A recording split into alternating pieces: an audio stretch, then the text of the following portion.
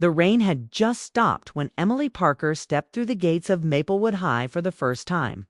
The sky was still gray, the pavements still glistening, and the air carried that earthy smell of wet soil that always made her feel strangely calm. She tightened her grip on her backpack straps and whispered to herself, "This is my chance to start over." It had been only 6 months since she and her mother moved to the small suburban town. They'd left behind their old neighborhood, the memories of her parents' separation, and the silence that had grown inside their home. Emily had promised herself that here, at this new school, she would find her place again, maybe even rediscover the confident version of herself she had lost somewhere along the way. But starting over was never easy. As she walked through the crowded hallways, she could feel the curious stares that come with being the new girl. The students seemed to move in groups that had already been formed years before friend circles. Clubs, teams, all with invisible walls that made it hard for anyone new to step inside. Still, Emily tried to smile. She reminded herself that she wasn't invisible. Not this time. Not like before. Her first class was English literature, and as she entered the room, the smell of chalk and old books filled the air. There were rows of wooden desks, sunlight stretching across the room in soft golden stripes. And on the blackboard was written in neat handwriting, "Words have power. Use them kindly." The man standing by the window turned when the door clicked shut. "You must be Emily," he said with a kind smile. "I'm Mr. Lawson. Welcome to Maplewood High." Emily nodded shyly and took a seat near the back. There was something reassuring about his voice, steady, patient, and thoughtful, like someone who had seen the world but still believed in its goodness. He introduced the class to Shakespeare that morning, reading a few lines aloud, his tone gentle, yet full of emotion. When he read, even the students who usually looked bored seemed to listen. Emily had always loved words. Maybe that's why she felt drawn to this class immediately. It wasn't just about grammar or essays. It was about feelings, choices, and the power of expression. For the first time in months, she felt a flicker of inspiration. After class, Mr. Lawson asked everyone to write a short reflection about what trust meant to them. Emily paused, staring at the blank paper. Trust. The word felt heavy. She thought about her father's unspoken promises, the friends who drifted away when life got complicated, and the loneliness that followed her like a quiet shadow when the bell rang. She stayed behind for a moment, still writing. Mr. Lawson walked past her desk and said gently, "Take your time, Emily. Sometimes the words find us when we stop searching." She smiled faintly. No teacher had ever said something like that to her before at lunch. Emily sat under an old oak tree behind the cafeteria, flipping through her small notebook. She'd been writing short stories for years, some about friendship, some about heartbreak, most about finding courage. But lately, her pages had been empty. She'd stopped believing her words mattered. That day, however, something changed. Mr. Lawson's assignment had sparked something inside her. She wrote about trust not as something broken, but as something waiting to be rebuilt. Trust, she wrote, is the quiet space between two people where truth can breathe. When she handed in her paper the next day, she didn't expect anything. But during class, Mr. Lawson called her name. "Emily," he said, "your reflection was beautifully written. Would you mind if I read it aloud?" Her heart raced. Everyone turned toward her. She hesitated, then nodded. As he read her words, she watched the faces of her classmates, some surprised, some thoughtful. For a moment, she didn't feel invisible anymore. After class, a girl named Claire smiled at her. "Hey, that was really good," she said. "You should join the writing club." 'Twas a small comment, but to Emily, it meant the world. She walked home that day with her notebook pressed to her chest, feeling something she hadn't felt in a long time, hope. At home, her mother was in the kitchen, humming softly as she prepared dinner. The scent of roasted vegetables filled the air. "How was your first day?" she asked. Emily smiled. "Good," she said. "Really good." Her mother looked up, surprised but pleased. "That's wonderful, sweetheart. I'm proud of you." Later that night, as Emily sat by her window, watching the rain return, she opened her notebook again. She began to write not for school, not for anyone else, but for herself. She wrote about starting over, about courage, about the feeling of standing at the edge of something new, and at the bottom of the page, she wrote one simple line: "Sometimes, the people who inspire you the most are the ones who remind you that you can stand on your own." It was just the beginning, though she didn't know it yet. In the months to come, her trust, her hope, and her heart would all be tested in ways she couldn't imagine. But for now, as the rain softly tapped against her window, she let herself believe that this new chapter might finally bring light back into her life. The weeks after Emily's first day passed quietly, like soft pages turning in a book she didn't want to end. She had begun to find her rhythm at Maplewood High. New faces in the hallway, the friendly nods, and the subtle warmth that came from feeling a little less alone each day. Yet, there was one part of her schedule she looked forward to more than anything else: English class. Mr. Lawson's classroom always felt different from the others. The walls were lined with shelves full of old novels, the kind that smelled of paper and dust. And in the corner, a small lamp cast a warm amber glow. It felt less like a classroom and more like a small world built for people who loved stories. He taught differently, too. While most teachers focused on grades, he cared about meaning. Writing, he would say, isn't about impressing others, it's about understanding yourself. Those words stayed with Emily, echoing quietly whenever she sat alone at her desk at night. One afternoon, after class, he stopped her as the other students filed out. "Emily," he said gently, "your essay on The Great Gatsby, that was special. You understood loneliness in a way most adults don't." Emily smiled, though her eyes lowered. "I guess I just get what it feels like to want something that seems out of reach." He nodded thoughtfully. "That's the heart of the story. We all have something or someone we're reaching for." It was a simple exchange, but it lingered with her for days. Not because of what he said, but because, for the first time in a long time, she felt understood. The next weekend, Emily found herself sitting on her bedroom floor, surrounded by boxes she still hadn't unpacked since the move. Inside one was an old notebook from her previous school. She flipped through the pages: poems, unfinished letters, bits of thoughts written during a time when she had still believed people kept their promises. There were fragments about her father, how he used to tell her stories at night, and how, after the divorce, he slowly stopped calling. She'd written about her old best friend, Mia, who promised they'd stay close but never replied after she moved away. Every word on those pages carried the ache of someone who wanted to belong somewhere. Again, maybe that was why Mr. Lawson's encouragement meant so much. He didn't just see her as the new girl. He saw the quiet strength behind her silence. The following Monday, he introduced a new project, a short story competition open to all students. The theme was "The Moment That Changed Me." When Emily heard it, her heart skipped. She knew she wanted to enter. But she also knew it meant revisiting parts of her past she had tried to forget. After class, she stayed behind, pretending to organize her papers. "Mr. Lawson," she said softly, "I want to write something real, but I don't know if it'll sound too personal." He looked at her with the calm patience he always carried. The best stories often are: write what you feel, not what you think people expect. His words gave her courage. That night, she began to write about the move, the loneliness, the quiet dinners, the way the house never quite felt like home. But as the story unfolded, it shifted from sadness to hope. She wrote about finding her voice again, about learning that trust isn't something others give you, it's something you build for yourself. She worked on it for days, and when she handed it in, she felt both nervous and proud. A week later, as the class prepared for another lesson, Mr. Lawson announced, "Before we begin, I'd like to read one of the stories submitted for the competition." He picked up a few stapled pages from his desk and looked around the room. "This one moved me deeply." Emily froze as he began to read her opening line.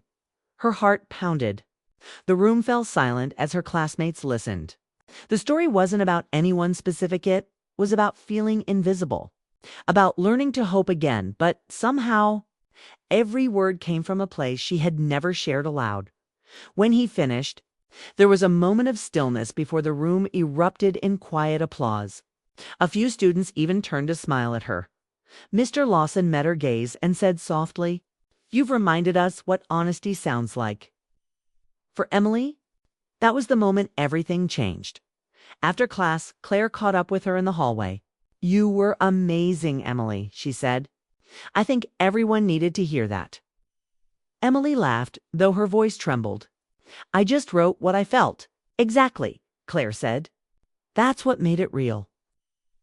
That evening, Emily walked home beneath a golden sky, her steps light for the first time in months.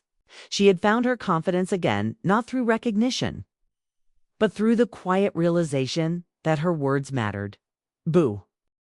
Spring arrived quietly at Maplewood High. The snow had melted from the school's rooftops, and sunlight poured through the windows like something newly awakened. For Emily, those early months of the year carried a sense of fragile calm, the kind that feels earned after too many storms. Her story had won the state writing competition. When the results were announced, she could hardly believe it. The entire class clapped for her, and even the principal called her a bright example of perseverance. For the first time, she wasn't the invisible girl in the corner. She was Emily Parker, the student who turned pain into poetry. But not everyone saw it that way. Rumors are strange things. They begin as whispers, soft, uncertain, and then grow legs that carry them far beyond their truth. By mid-April, Emily noticed how laughter sometimes fell silent when she entered a room. She caught fleeting glances, heard half-finished sentences. "Mr. Lawson always praises her," someone said once near the lockers. "It's kind of weird, isn't it?" She tried to ignore it, but their words found her anyway. Every compliment, every small moment of kindness in class began to feel like something dangerous, something others could twist. Still, Mr. Lawson never treated her differently. He was always professional, always kind. Yet, beneath that steady calm, she began to feel a quiet tension, not between them, but within herself. It wasn't attraction. It was something far more complicated. Admiration wrapped in fear. She was terrified that the one person who helped her rebuild her confidence might become the reason she lost it again. One Thursday afternoon, fate intervened in the smallest, most unexpected way. Emily had stayed after school to pick up extra printouts for the literary club. The building was nearly empty, echoing with the faint sound of footsteps and the distant hum of the janitor's vacuum cleaner. As she walked past the English wing, she noticed the light still on in Mr. Lawson's classroom. He was sitting at his desk, reading through a stack of essays, a soft instrumental tune playing from his computer. Emily hesitated at the door before knocking. He looked up and smiled. "Emily, still at school this late?" "Just grabbing club materials," she said. "I saw your light on." He nodded. "Come in for a second. I was actually reading your latest piece, the one about finding courage." Her cheeks warmed. "Oh, you read it?" "Of course," he said. "You've grown so much as a writer. There's a maturity in your words now, a sense of truth that's rare for someone your age." She sat down across from him, her bag resting on her knees. For a moment, silence filled the room. Outside, the last of the daylight filtered through the blinds, painting the classroom in amber and gold. "It's strange," she said quietly. "Sometimes I still feel like that girl who just arrived here, scared, unsure." Mr. Lawson leaned back slightly, his tone calm but sincere. "That's the thing about growth, Emily. You don't always notice it while it's happening. It sneaks up on you. One day you realize the pain didn't disappear. You just learned how to live beyond it." His words hit something deep inside her. Maybe it was because they came from someone who had seen her journey. Or maybe it was because they sounded like something she once needed to hear. For a long moment, neither spoke. The quiet wasn't uncomfortable. It was gentle, reflective, like two people standing on opposite sides of the same memory. Then the intercom buzzed softly, a signal that the school was closing for the evening. Emily stood up, breaking the spell. "I should go," she said with a small smile. "Take care, Emily," he replied, "and keep writing. It's your way through the world." She nodded. then walked down the hallway, her footsteps echoing against the empty tiles. But as she turned the corner, she heard laughter from a nearby classroom. A few students lingering behind, their whispers drifting down the hall. "She's always with him after school," one voice said. "It's kind of obvious, isn't it?" Another added. Her stomach sank. The same ache returned, the one that came from being misunderstood, from having her intentions painted in colors she never chose. That night, Emily sat at her desk, staring at her reflection in the window. The sky outside was deep blue, the moonlight cutting through the glass. She thought about all the stories she'd written about truth, about trust, about how easily both could be broken. She knew she had done nothing wrong. Mr. Lawson had never crossed a line. Their connection had always been built on respect and mentorship. But rumors didn't care about truth. They fed on perception, and perception, she realized, could destroy even the most innocent bond. The next morning, things felt different. When she walked into class, conversations hushed. Even Mr. Lawson seemed more cautious, his usual warmth replaced by a quiet distance. He didn't call on her as often. He didn't linger near her desk when handing back papers. The line between them, once natural and trusting, now felt sharp and visible. Emily tried to focus on her work, but something inside her had shifted. The joy that used to fill her during class had dimmed, replaced by a quiet fear of being seen the wrong way. Still, she couldn't bring herself to resent him. He was doing what any good teacher would, protecting her, protecting his job, protecting them both from gossip that could turn cruel. But as she watched him pack his books at the end of class, a thought crossed her mind, one that lingered long after the final bell rang. Can trust survive when the world around it begins to doubt? It was a question that would soon define everything that came next. The days that followed felt strangely quiet. Emily noticed it first in the pauses, the little moments between classes where laughter used to live, where conversation once flowed easily. Now silence had replaced it. Every smile carried hesitation, every glance carried a question she couldn't answer. Mr. Lawson kept his distance. Not coldly, not harshly, but carefully, like someone walking on thin ice. He still greeted her when she entered class, still offered kind feedback on her work, but something invisible now stood between them at first. Emily thought it was just her imagination, but over time she realized he was protecting her from rumors, from judgment, from the cruel weight of misunderstanding. The thought both comforted and hurt her. She didn't want to lose his mentorship, but she also didn't want to be the reason his reputation trembled. One afternoon, the principal announced a special spring event, Teacher Appreciation Week. Each class was encouraged to prepare a short speech or tribute for one of their teachers. Emily's classmates immediately nominated Mr. Lawson. He was one of the most respected teachers at Maplewood. Emily should do it, someone said in the back row. She's his favorite student anyway. The words stung more than they should have. She forced a polite smile, trying not to show it, but her chest tightened. Mr. Lawson looked uncomfortable. "Let's not put anyone on the spot," he said calmly. "It's a group project. Everyone can contribute." But Emily knew she couldn't avoid it forever. She wanted to speak.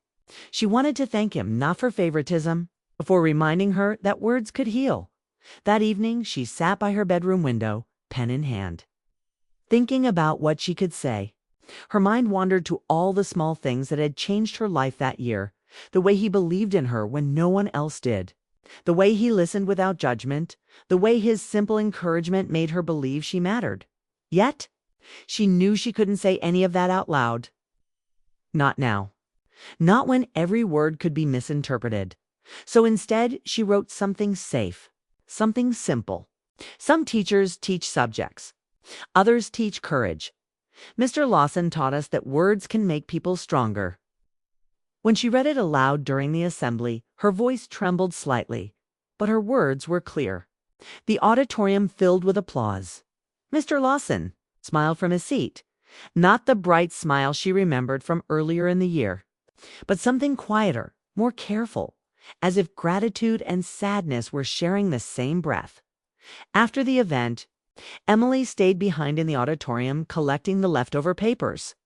She didn't expect anyone else to be there, But when she turned, she saw Mr. Lawson near the stage. Straightening a stack of chairs, for a moment they stood in silence. The room was empty except for the faint echo of applause still lingering in the air. "That was a beautiful speech," he said softly. "Thank you," she replied, her voice barely above a whisper. "I meant every word."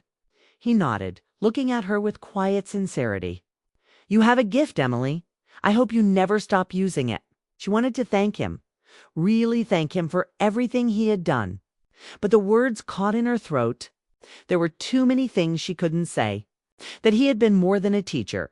He had been a light during her darkest days. That his kindness had shaped her future. That she would always carry his lessons, even when life moved on. But all she said was, "I won't."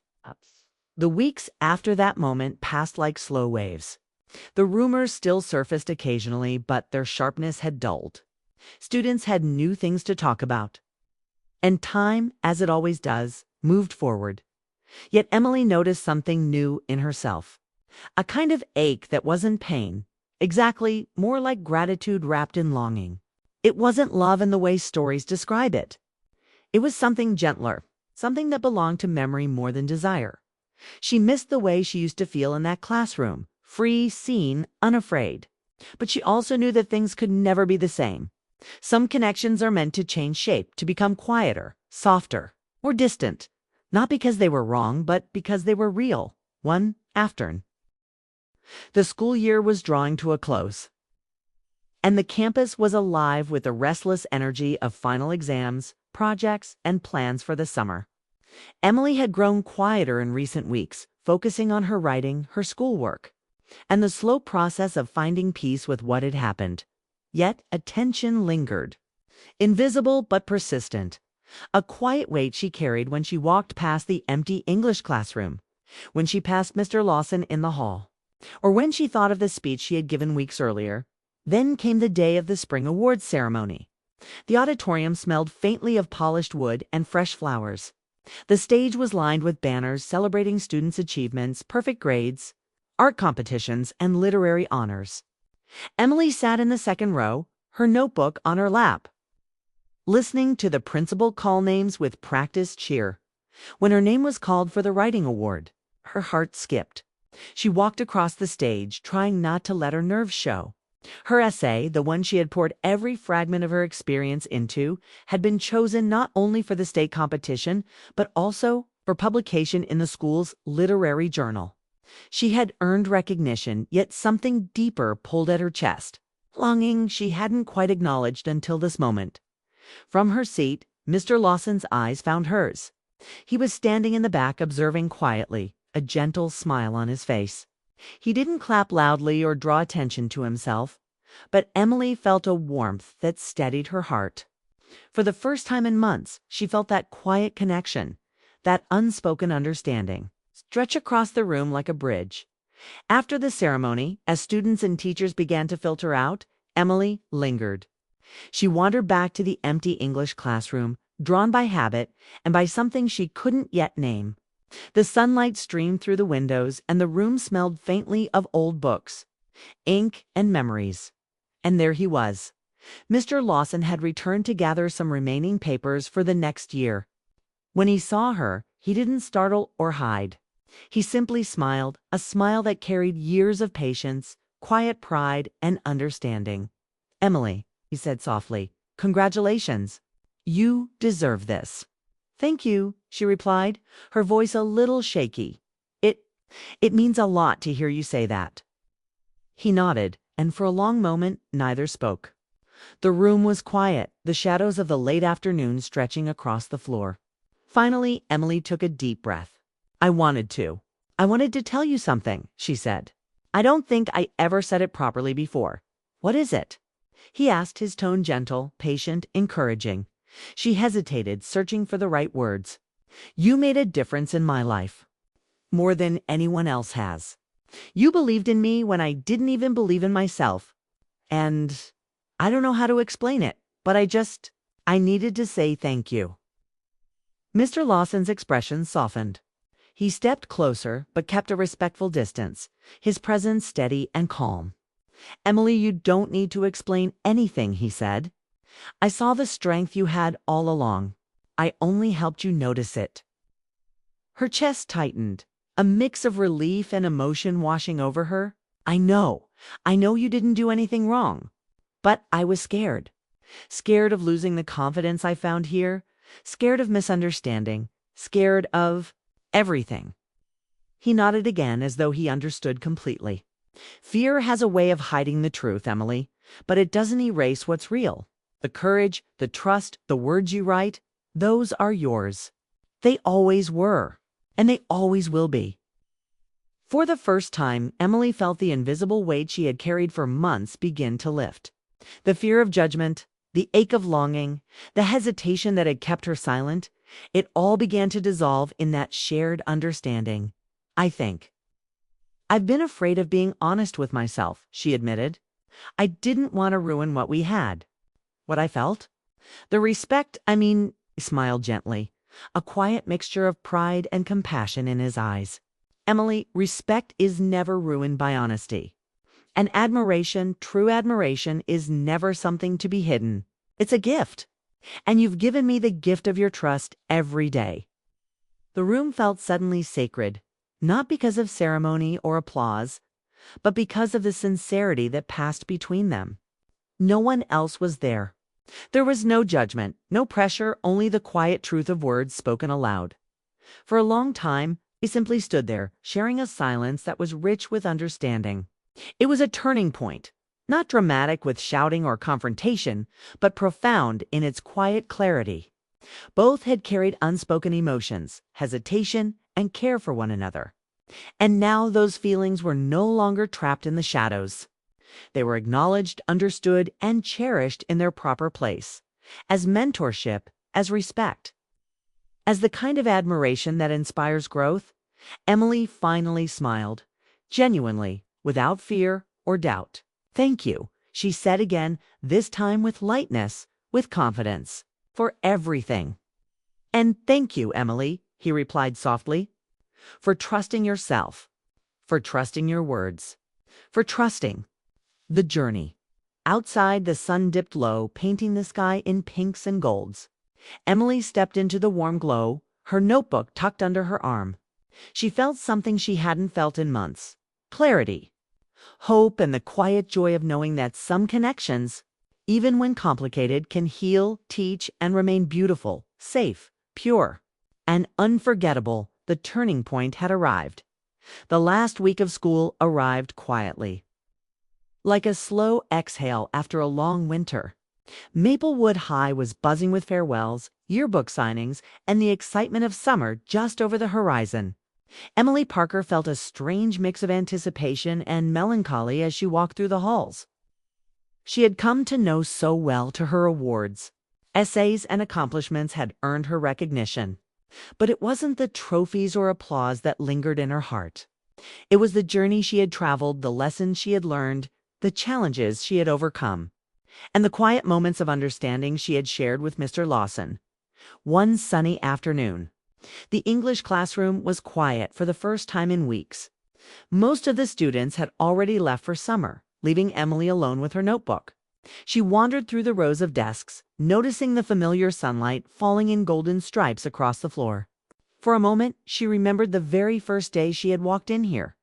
Timid and uncertain, hoping to find a place where she could belong. And here she was now, confident, resilient, and full of hope. The door opened quietly, and Mr. Lawson stepped inside. He smiled at her, that gentle, patient smile she had come to trust. "Emily," he said softly, "I just wanted to stop by before the year ends. I'll be moving to another school next year, as I mentioned. But I wanted to see you one last time before summer begins." Emily's chest tightened, but she returned his smile. "I'm glad you came," she said. I wanted to thank you properly again, for everything." "You don't need to thank me," he said, shaking his head gently. "The effort, the growth, the courage, those are all yours. I only helped you notice what was already there." She nodded, her fingers curling around the edge of her notebook. The room felt warm, safe, and quiet, as though time itself had paused for them. I guess I just wanted to make sure you know how much it meant, she said. To be seen. To be heard. It's rare, you know? I know, he replied, his voice soft. And I've always believed you'd find your own way. You've done more than anyone could hope for, more than I could have asked to witness. There was a long silence between them, filled with reflection and gratitude. Emily thought about every late afternoon she had spent writing in the quiet classroom, every piece of encouragement he had offered, and every small, reassuring smile he had given when she doubted herself. Finally, she spoke. I think that's the hardest part about good things, she said slowly. They don't last forever. But the lessons do. He nodded, smiling faintly. Exactly. And those lessons will carry you far beyond this classroom. Emily felt her heart swell not with longing or sadness, but with the quiet joy of understanding. She had learned to trust herself to write her own story, and to carry the kindness and belief she had received into the world. I guess this is goodbye, she said softly. For now, he said, but never for the lessons or the words we've shared. Those stay with you. The next morning, Emily walked through the halls one final time. The building felt different, now less intimidating, less lonely, more like a place that had witnessed her growth. She paused at the oak tree behind the cafeteria, the one where she had first written about trust, courage, and hope. The branches swayed gently in the breeze, as if whispering their own approval. She opened her notebook and wrote one last entry for the year. Some people enter your life and change it without realizing it. Some lessons are delivered quietly without fanfare. And some connections, the ones built on respect, trust, and understanding, last forever in the heart. Even when the person moves on, I am stronger, braver, and more certain because of the kindness I received, and I will carry it forward. She closed the notebook, feeling a sense of completion she had never known before. The ache of uncertainty, the hesitation, the longing, they were still there, but softer now, tempered by understanding and acceptance. A few days later, Mr. Lawson sent a short note, wishing her continued success and reminding her that her words mattered. Emily read it, smiled, and tucked it safely in her notebook. She understood now that closure didn't always come from endings. Sometimes it came from acknowledgement, gratitude, and the quiet knowledge that growth had